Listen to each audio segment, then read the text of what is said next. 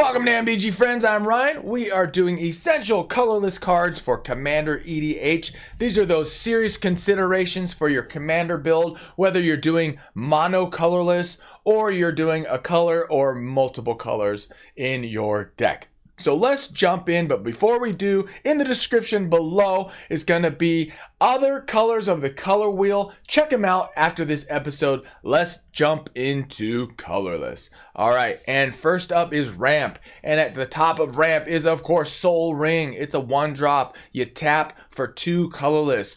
Just great card. As close to an auto-include as you possibly can get for a Commander build. There's always going to be people out there that say, hey, there's no such thing as an auto-include.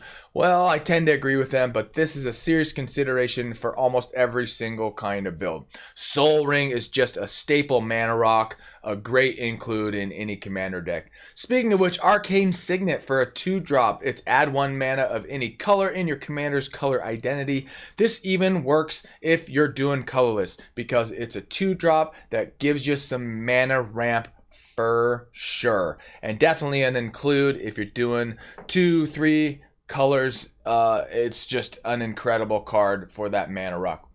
Mana Vault. It's a 1-drop. Mana Vault doesn't untap during your untap step. At the beginning of your upkeep, you may pay 4. If you do, untap Mana Vault at the beginning of your draw step. If Mana Vault is tapped, it deals 1 damage to you.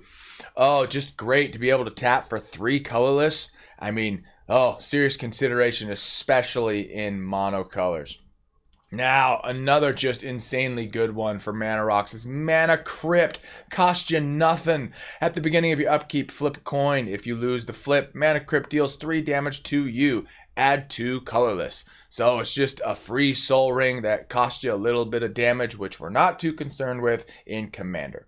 Now a new one, Jeweled Lotus. It costs you nothing. Sacrifice Jeweled Lotus, add 3 mana of any color. Spend this mana only to cast your Commander. I certainly will not say this is an auto-include, but boys, this is some serious ramp for your Commander build. Jeweled Lotus is pretty cool and new on the block.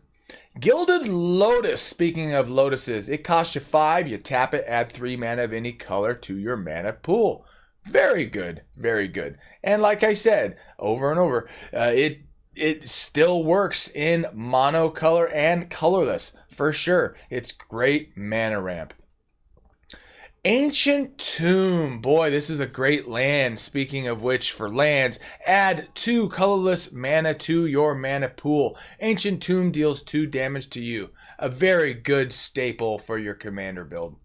And in terms of colorless, this next trifecta of lands is incredible for colorless, and that is Tron, folks. That is Urza's Tower, Urza's Mine, and Urza's Power Plant. You got all 3 out there, and then you can tap the Tower for 3 colorless, the Mine for 2, and the Power Plant for 2. What a great include for your colorless decks. All right, and then if you're tooling towards artifact heavy, you got Mishra's Workshop in your arsenal. Tap to add 3 colorless mana to your mana pool. This mana may only be used to cast artifacts. Whew, no downside there unless you're not really running artifacts, and then Mishra's Workshop probably doesn't make a whole lot of sense. All right, Metal Worker for 3. You tap it, reveal any number of artifact cards in your hand. Add 2 colorless mana to your mana pool for each card revealed this way. Again, another just great niche card for artifact heavy builds. Metal Worker is a great include. Now, a little bit different but running parallel in terms of mana ramp is Phyrexian Altar and Ashnod's Altar. These 2 are incredible. Sack a creature, add 1 mana of any color to your mana pool, and then Ashnod's does the same thing with a slight different take, which is spend 0, sacrifice 1 of your creatures to add 2 colorless mana to your mana pool. This effect is played as an interrupt. You may not sacrifice a creature that is already on its way to the graveyard. Basically, it's just saying you can't sack the same creature twice. That makes sense. But this is an old school card, so it's got some old school text to it. All right, Grim Monolith, another pretty janky cool card. It's for 2. Grim Monolith does not untap during your untap phase. So if you got some mechanics to untap artifacts, this thing is pretty darn cool. Add 3 colorless mana to your mana pool. Play this ability as a mana source. And for 4, untap Grim Monolith. Pretty cool. Now there's another ramp card that we're going to hold off because it's got a combo later in this episode. All right, we're going to do protection now. But before we move on, if you are new to the channel, please consider hitting subscribe. Hit that like button whether you're new or not, and hit the alerts if you want to make sure you keep up with our content, which we upload regularly. All right, protection. Lightning Greaves. Of course we're gonna say Lightning Greaves. It's equipped creature, has haste and shroud, and it equips for 0, and it costs you a measly 2 to get on the battlefield. This is great, and later in the episode we have a combo piece with this thing that is just bananas janky broken. And then an alternate to Lightning Greaves, because Lightning Greaves has Shroud, which means your opponent nor you can target the creature it's on. Well, Swiftfoot Boots does it with Hexproof, which means that you can target it, but your opponents can't. So depending on your build and the synergies you're putting together, one or the other is going to make more sense for you. Sometimes people run both, but frequently they'll run one or the other. And Swiftfoot Boots equips for 1 as opposed to Lightning Greaves, which equips for nothing. So 2 really cool considerations in your build, especially if you're trying to keep that one particular kind of creature alive and kicking. All right, draw. We have some serious contenders for your decks, and that is Skull Clamp, which is niche. It depends on what kind of build you're running, but if you got tokens or 1/1 critters that you're trying to sack and do sack mechanics, or you just need some draw mechanics, this one is great. It costs 1. Equipped creature gets +1/+0 whenever equipped creature dies. Draw 2 cards. Boy, this thing is just incredible for the right kind of builds, especially if you got tokens that are 1/1 creatures that you're really just using them to sack them to draw through your deck. All right, this one is incredible, whether you're familiar with it or not. It's Sensei's Divining Top. It costs you 1, and then you spend 1, look at the top 3 cards of your library, then put them back in any order. Then you tap it, draw a card, then put Sensei's Divining Top on top of its owner's library. Just a really efficient way to start getting through your deck, getting to those cards that you really want to get to. Especially if you are in colorless, this thing is incredible, but also a consideration for different colors that you might be doing. All right, moving on, we got Skull Rack, recently reprinted, so it's gone a little bit down in price, which is good. It's a 2-drop where you pay 1, tap it, choose any number of cards in your hand, and set those cards aside. Boop. Put another equal number of cards from top of your library into your hand, then put the cards set aside in that way on top of your library in any order. What an incredible way to just refresh your hand and then reorder the cards that you put aside so that you know what you're going to be pulling off the top of your deck. Great, great card for a consideration in your 99. All right, now we are into removal. Boy, in colorless, we got a couple really snazzy ones. All is Dust. It does cost you 7, but if you're running Tron and other ramp stuff, 7 is not a big deal. Each player sacrifices all colored permanents they control. Ooh, this makes total sense if you are running colorless. Otherwise, you're going to have to think twice about that one. A serious hardcore board clear for anything that's not colorless. That's just, fantastic. Good. All right, and then Ugin the Spirit Dragon. This super duper standard currently card is just great. It's in the top meta in like 2 of the top 4 decks as of this recording, and it is incredible. It is a 8-drop, 7 loyalty, +2 Ugin. The Spirit Dragon deals 3 damage to target creature or player, but even more importantly, a -X. Exile each permanent with converted mana cost X or less. That's 1 or more colors. So just keep in mind, if it's colorless, this thing is not going to be able to wipe it off of the battlefield. So very important to think about. And then -10 its ultimate. If you get to its ultimate, I mean, bravo, good for you. That is pretty snazzy. Although it's not as hard as you think, because it starts at 7 loyalty and it upticks by 2 each time. I mean, that's pretty janky. And its ultimate is gain 7 life, draw 7 cards, and then put 7 permanents from your hand onto the battlefield. Talk about a swing in the game if you can get that thing to fire off. Wow, wow, wow. All right, we got the everything else category, just things that don't really fit into those previous categories. And that is Crucible of Worlds. Certainly a niche card, but oh so auto-include for the right kind of builds. And it is, you may play land cards from your graveyard. Wow, that thing is incredible. Just a great, great staple for certain kind of decks. Lithoform Engine, it is a new one from Zendikar Rising. It is incredible. When this came out, I was just like, wow, what a great colorless artifact card. It's a 4-drop, and it does 3 different things. For 2, you can tap it and copy target activated or triggered ability that you control. It's important that you remember that part. You may choose new target for the copy. So yeah, you have a lot of activation stuff going on. You can double that up. Very cool, very efficient. And for 3, you can copy target instant or sorcery spell you control. Again, remember that it's you, not your opponent. You may choose new targets for the copy. And for 4, which is just insane, is copy target permanent spell you control. Wow, and that means any spell. That is just incredible. Wow, a serious consideration. I would never say this is an auto-include, but if you have a lot of activated stuff going on in your deck, this is a very serious consideration for you. Herald's Horn. It's 3-drop staple. As Herald's Horn enters the battlefield, choose a creature type, and it's a staple for tribal for sure.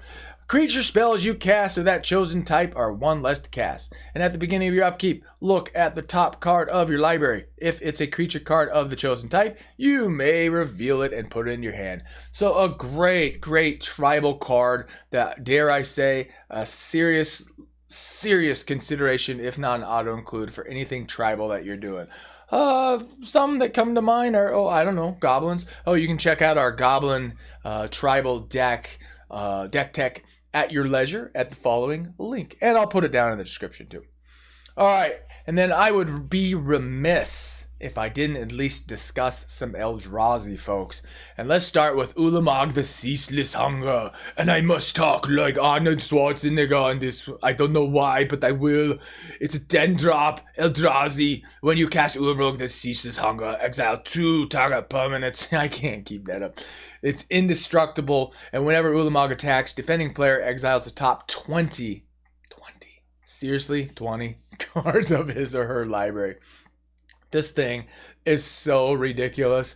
Ramp up to this thing, drop it on the battlefield, and your opponents are going to grimace. They're going to be like, ugh. Unless they have an exile card in hand that they're ready for it. Ready.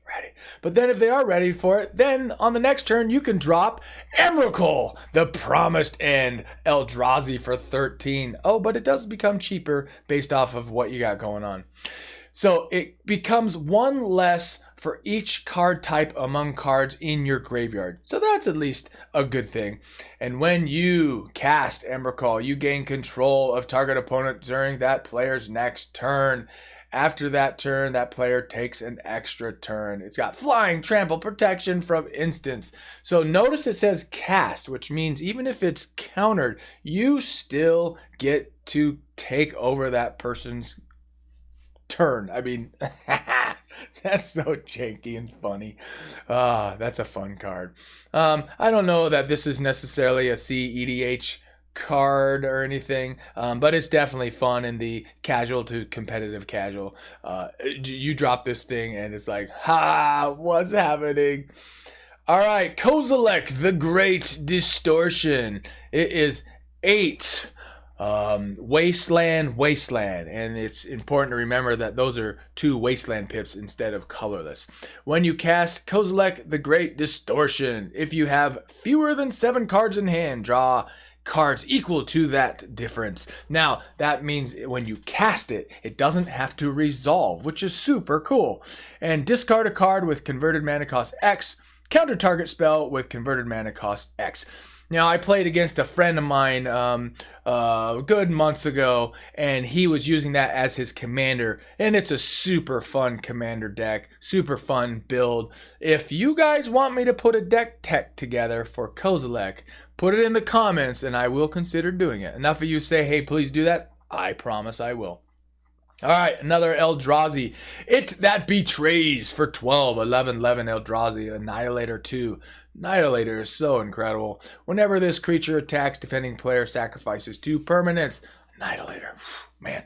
Whenever opponent sacrifices a non-token permanent, put that card onto the battlefield under your control. So not only do you have Annihilator going on, but when they do sack it, then you get it. I mean, man, that's pretty funny. All right, Blightsteel Colossus. It is a 12-drop 11/11 golem with Trample, Infect, and Indestructible. And for those of you who aren't super familiar with Infect, if your opponent gets 10 Infect counters, they lose the game. Oh boy. This is just my absolute favorite Infect card of all time. Love this card. Walking Ballista. This thing is super jank because it can combo up with super fun things like Heliod. Oh, it's just a great card. When Ballista enters the battlefield with an X 1/1 counter on it, and then for 4 you can put a 1/1 counter on Walking Ballista. Remove a 1/1 counter from Walking Ballista. It deals 1 damage to any target. Man. So you combo that up with Heliod, and then you can go infinite damage as long as you have 2 mana to spend. So cool. So cool. Coat of Arms and Door of Destinies. These two are very similar and very amazingly cool for tribal. Each creature gets +1/+1 for each other creature on the battlefield that shares at least one other creature type with it. So that means all of your tribal creatures become gigantic. And Door of Destinies does the same thing in a slightly different way. You choose a creature, and then whenever you cast a spell of that chosen type, you put a charge counter on Door of Destinies. Creatures you control get +1/+1 for each charge counter. Those 2 cards in the same tribal build is just a no-brainer to me. Any tribal that I do, I definitely put both of these in there. You should consider doing so too. All right, a relatively new one that has some very cool mechanics to it, Shadow Spear. It is a legendary artifact equipment. It gives them +1/+1 and has Trample and Lifelink, but that's not the most important part of this card. For 1, you can have a permanent your opponent controls lose hexproof and indestructible until end of turn. So anything that's super sticky on the board with indestructible, you can remove that and whack that thing. Oh, what a cool way of getting around indestructible mechanics on cards. Karn Liberated for 7. It's a +4 target player exiles a card from their hand and -3 exile target permanent. And then its ultimate, if you get there, holy shnikes, you get to restart the game, and then you exile all non-aura permanent cards exiled with Karn, then put those cards onto the battlefield under your control. Whew, man, that is basically just reset game. Maybe you guys should just, I don't know, scoop and start again, because once you do that to somebody, if they don't interrupt it, pretty much game over. I've never seen anybody come back from a Karn Liberated going off like that. But it's only happened a couple of times. I don't know, have you ever had Karn Liberated go off for you? Put it in the comments, I want to hear all about it. Helm of the Host, a very specific niche card, but very cool for what it does. At the beginning of combat on your turn, create a token that's a copy of equipped creature, except that token isn't legendary, and that token gains haste. Man, what a cool card to just, let's say you put something beefy out there and you want to start making copies of it. Oh, man, that's so cool. Helm of the Host. I tend to not run that too often because it does have Equip 5, which is a little steep if you ask me. But under the right kind of build, this is a pretty cool card. Now, this next grouping I actually gave its own category, and it's swords. And this group is just incredible. Most of them are all the same ilk, and let's start with Sword of Feast and Famine. All of these get a +2/+2 and have protection from certain colors. So this one is protection from black and from green, and then when you do damage to a player, they discard a card and you untap all lands you control. Holy moly. And Sword of Sinew and Steel is similar, where it's protection from black and from red. And when you do damage to a player, destroy up to one target planeswalker and up to one target artifact.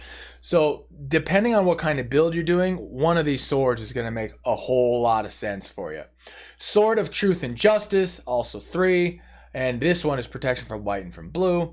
And then when you do damage with this one, you put a +1/+1 counter on a creature, and then you proliferate. So for any of those infect decks or proliferation shenanigans going on, Truth and Justice is just an amazing include for your deck. Sword of Fire and Ice. This one is protection from red and from blue. And then you can do 2 damage to any target, and you draw a card. Not my favorite out of this group, but it's still a consideration depending on what you're putting together. Sword of Body and Mind, similar, green and from blue protection. And then when you do damage, it's 2/2 green wolf creature token, and that player mills 10 cards. So certainly include this if it's creature based and mill based. Sword of Body and Mind is going to be pretty fantastic for you. Sword of War and Peace, this one is protection from red and from white. And then when you do damage with this one, it does damage equal to that player's number of cards in their hand, and you gain 1 life for each card in your hand. I typically don't run Sword of War and Peace, but then again, I don't really have decks that lend itself to this kind of card, but maybe you do. Life gain, for instance, maybe? All right, Sword of Light and Shadow. This one is protection from white and from black. And whenever this one does damage, you gain 3 life, and you may return up to 1 target creature card from your graveyard to your hand. So just a nice little graveyard play. Sword might be something you consider for your deck. And then out of this grouping, but definitely worth mentioning, is also a sword. It's Sword of the Animist, and it costs you 2, and then you equip it for 2, and it gives your creature +1/+1. And anytime it attacks, you can go fetch a basic land, which is great. And I did want to mention that because we were talking about colorless cards, this Sword of the Animist actually can fetch a wasteland, because a waste is a basic land. All right, now let's get into some infinite combos, which are super jankified, super fun, and I definitely wanted to mention them so you knew they existed in case you didn't already know about them. All right, so these 2 cards go infinite for mana, and that's Rings of Brightheart and Basalt Monolith. I told you I was going to hold off on a card for ramp, and Basalt Monolith was it. Now, in case I hadn't mentioned it earlier in this episode, because I can't even remember, please hit subscribe, hit that like button, hit the alert buttons if you want to see more content moving right along. All right, these 2 go infinite. Oh, what a great card combo for your infinite mana ramp. All right, another combo for infinite mill this time is Painter's Servant and Grindstone. You got these 2 out on the battlefield. And you have to have 3 available mana afterwards. You put Painter's Servant onto the battlefield, which is as Painter's Servant comes into play, choose a color, and it kind of really doesn't even matter what color. All cards that aren't in play, spells and permanents, are the chosen color in addition to their other colors. And then Grindstone, you tap for 3 and you put the top 2 cards of target player's library into that player's graveyard. If both cards share at least 1 color, which they would with Painter's Servant, repeat this process. So you get a mill 'em for every single card they have. Oh boy, what a fun way to win. All right, this one is super strange and super fun, and I actually wasn't even familiar with this one until I did a little digging for this episode, ironically, and I came across this. I've never run this.